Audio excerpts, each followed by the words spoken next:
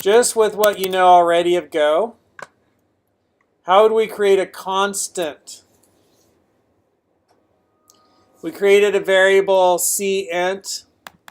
We created a type. Just speculate, how would you create a constant? Huh? Just use constant. Have you already done it? Const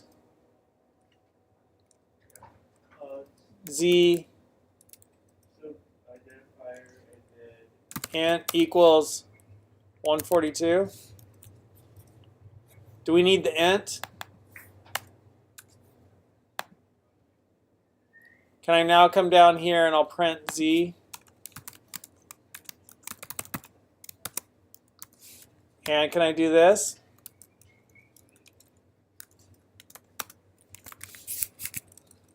It's giving me an error. What's the error say? Cannot assign a constant more values. So I can't do that. So there's a constant.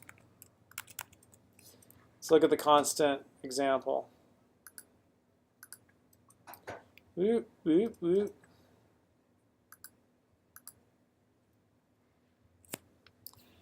Here's another way you could do a bunch of constants all at once.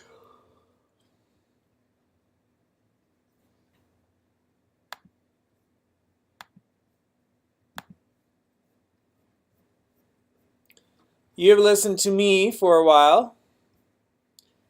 I want you to do a couple of hands-on exercises. You could choose them from wherever you like. You could do Ninja Level 3. You could do Ninja Level 4, which would be the slice map exercises. You could do Ninja Level 5, which is a struct. You could do, let's just do through Ninja Level 5, okay? So just pick out a couple of exercises. Ninja 1, 2, 3, 4, or 5. And why don't you just code for a little bit, because otherwise, but first I want everybody to just get up and stretch. And like walk to the front of the classroom and walk to the back.